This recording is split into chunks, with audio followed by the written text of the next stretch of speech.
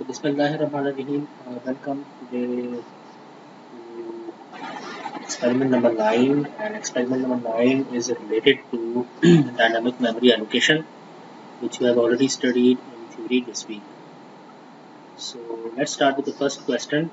In the first question, you have to write a program that displays the elements of an array of any size. The array could be of any size. You have to prompt the user. The program should prompt the user to enter the number of elements of the array. So the user can enter any number of the elements of that array. It could be 5, it could be 7, it could be 10, any integer number. And then it should print the whole array without initializing it. You have to not initialize the array. Just print the array using the print command, printf command.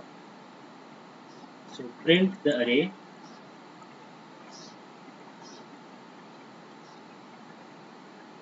without initializing.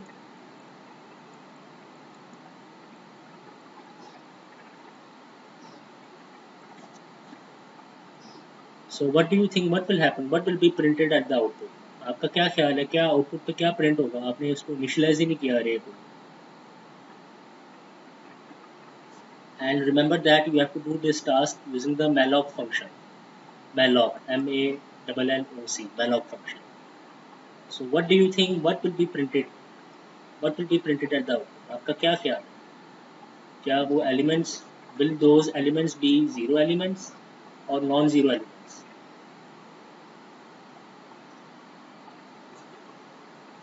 Anyone? Can anyone answer this question? When malloc function is used and you then try to print the elements of that array, what do you think? What will be displayed at the output? Sir address होगा. Any? Sir address होगा उन elements का. Address होगा. Interesting answer. और कोई बता सकता है?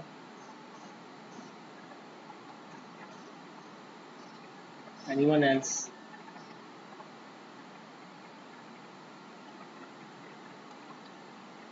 So you have to remember that any random value will be displayed at the output. It will not be the address because you are not storing, you are not declaring that array as pointer.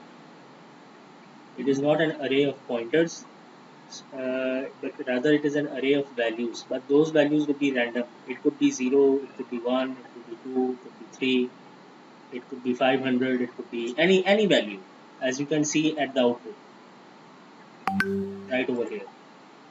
So these are the values, these are not the addresses. So any random value will be printed at the output when you use malloc function.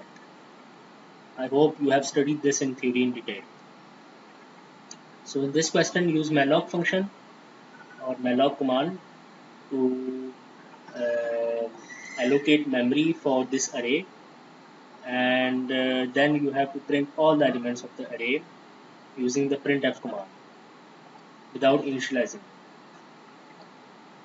In question number 2, you have to use calloc function. Same task, but instead of using malloc function, you have to use calloc function. What do you think? What is the difference, main difference between malloc and calloc, other than the syntax? क्या ख्याल है आप लोगों का? क्या ख्याल है? क्या डिफरेंस है?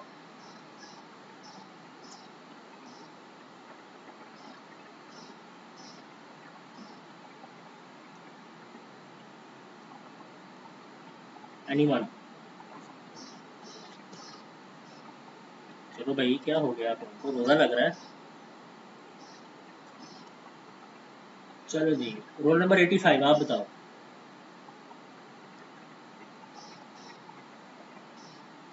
रोल नंबर 85 है?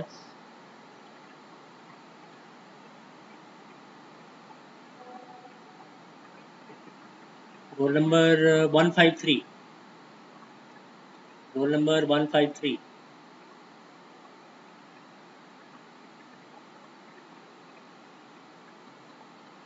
भी नहीं है। चले फिर, the main difference is to be found out by you people. आप लोग खुद इसको सर्च आउट करें और फिर आपने मुझे नेक्स्ट टाइम नेक्स्ट लैब में बताना। Okay, in question number 3, add some code to question number 1. In question number 1, whatever code you have written, add some more code to print the message error memory is not allocated, and to free the memory allocated to an array after it has been used in the program. So the command to free the array, to free the memory is, can anyone tell me what is the command to free the memory?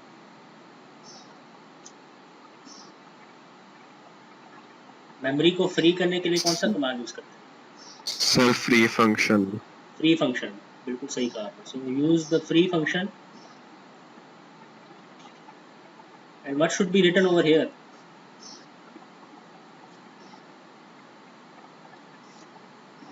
What should be the argument of this function?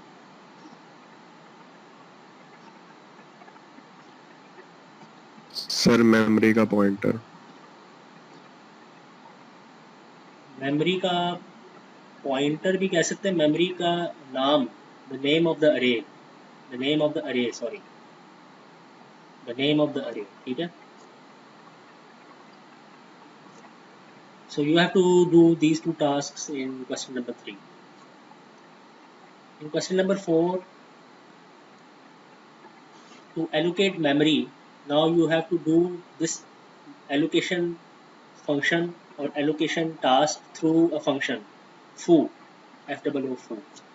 So previously you used malloc and calloc inside the main function, but in question number 4 now you have to use this function foo.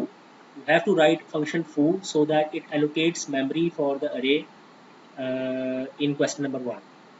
Clear? And now you should determine the data type. So this is the function foo, this is the name of the function, and now you should know, go through the theory lectures, you should know what should be the argument and what should be the data type, what should be the data type of this function and what should be the argument of this function, and what should be written, what should be written over here, and what should be returned back, what should be returned back. So all these 3 to 4 things are to be determined by you people. So you have to go through the theory lecture very carefully to do this question number 4. So again, I repeat again, you should know what is the argument, determine the argument. I have mentioned the argument over here. The argument is the number of array elements. You should determine the data type of this function. You should determine the thing that is to be returned by this function back to the main function, and you should know, or you should determine what should be written over here, what should be the code in this function, what should be the code that should be written inside this function. So all these 3 things are to be determined by you people.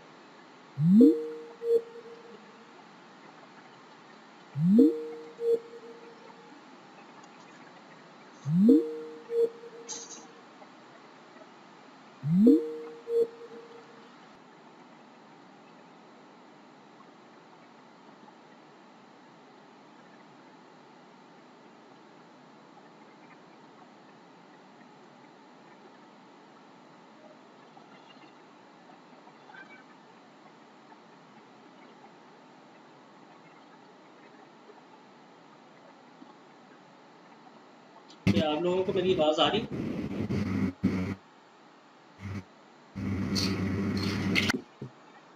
आप लोगों को मेरी आवाज आ रही है? Can you people hear me? Yes sir आ रही। अच्छा ठीक है।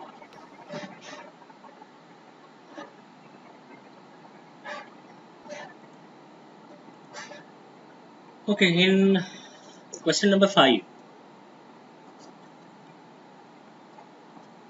you have to prompt the user to enter the number of elements.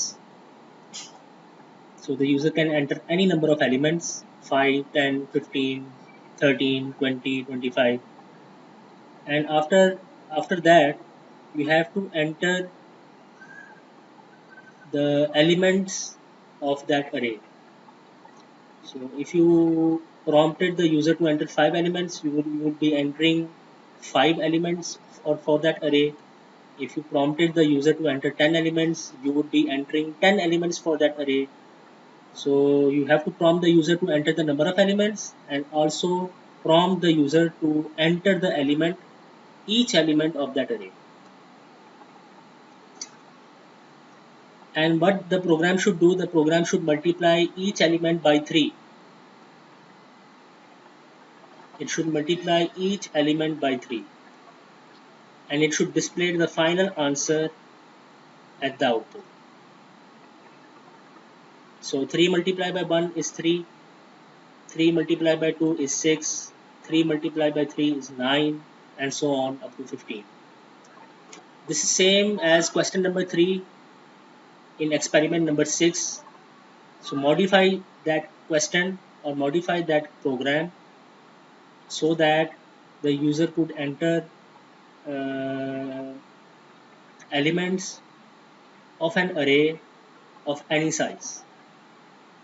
The array size should not be fixed, it should be variable. So you should dynamically allocate memory for that array, and for that purpose you can use either malloc or calloc function.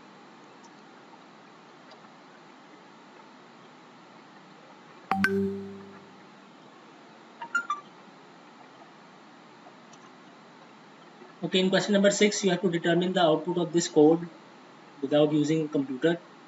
So it's a pretty simple code, pretty simple question, and I hope you will be able to do it. So go through it and try to understand what is happening inside. In question number 7, you have to complete the following code so that you could calculate sum of n elements. Sum of n elements entered by the user. So if the user enters 1, 2, 3, the output of the program should be 1 plus 2 plus 3 is equal to 6. If the user enters 7, 5, 5, 4, the output of the program should be 7 plus 5 plus 5 plus 4, which is equal to 21.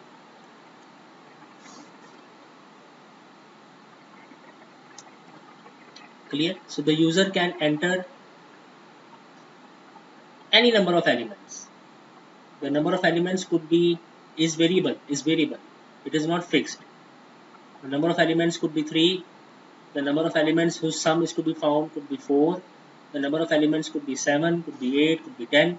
So store these elements into an array, and obviously this array should be, for this array, memory should be allocated dynamically.